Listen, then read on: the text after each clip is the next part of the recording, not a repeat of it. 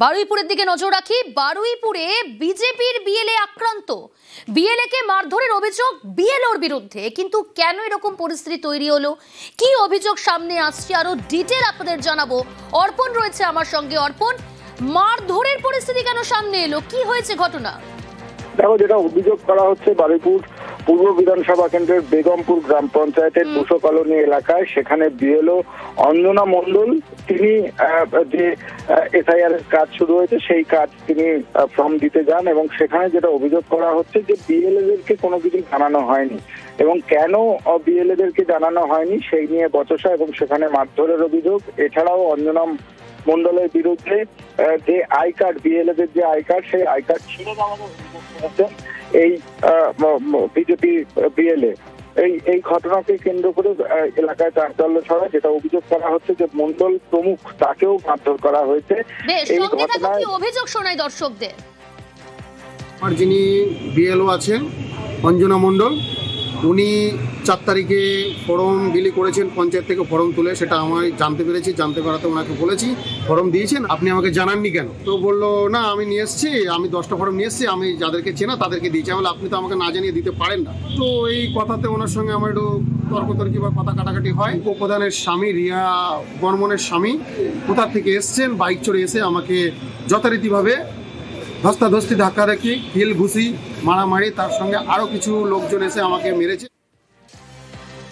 যদিও বিএলও পুরোপুরি বিষয়টা অস্বীকার করছেন। অর্পণ, বিএলও তো অস্বীকার করছেন পুরো ঘটনাটা। শোনাই আগে দর্শকদের কি বলছেন তিনি। এটা সম্পূর্ণ মিথ্যে। বিজেপিরা আগে থেকেই আমাকে হুমকি দিয়েছে, আমাদের না নিয়ে ঘুরলে ইয়ারুর কাছে তোমার চাকরি নিয়ে করব, কি করে চাকরি বাঁচে দেখব। তাও আমি কিছু মনে করিনি। আমি ওদেরকে ফোন করে ডেকে নিয়ে ফিল্ডে গেছি। তারপরে ওরা আমার কাছে মিথ্যে অভিযোগ করে ফেসবুকে লিখেছে আমি নাকি ওদের আই কার্ড ছিঁড়ে দিয়েছি, চড় মেরেছি। এটা সম্পূর্ণ মিথ্যে, আমি কিছুই করিনি। খালি মিথ্যে অভিযোগ দিয়ে ওরা আমার নামে ফেসবুকে লিখে ছেড়েছে।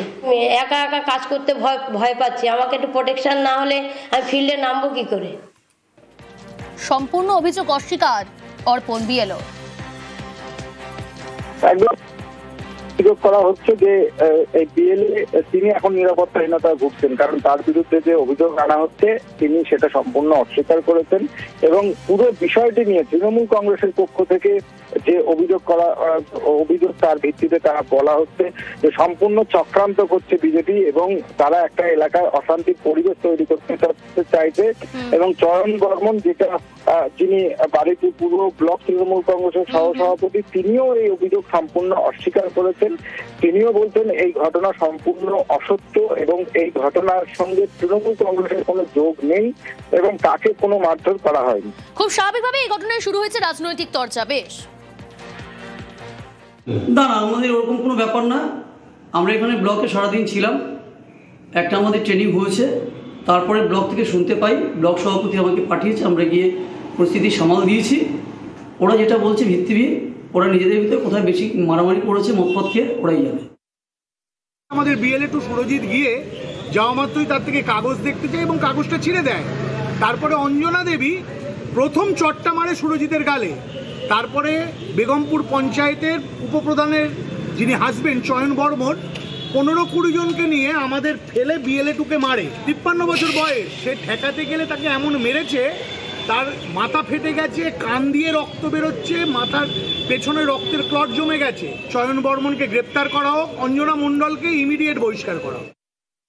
সেটা হতে পারে যারা বিএলও হিসেবে কাজ করছে তারা মারধর করতে যাবে। চয়ন বর্মন পার্টি অফিসে ছিল, গণ্ডগোলের সূত্রপাত হওয়ার পরে আমি তাকে পাঠিয়েছি। বিজেপি যাকে বিএলও 2 বানিয়েছে সে ওখানে থাকে না, তার কোনো বাড়িঘর নেই, ভোটার লিস্টে নাম আছে কিনা আমার জানা নেই। শুধুমাত্র প্রশ্ন করেছে আপনি এখানে থাকেন না, আপনি কি করে এলেন?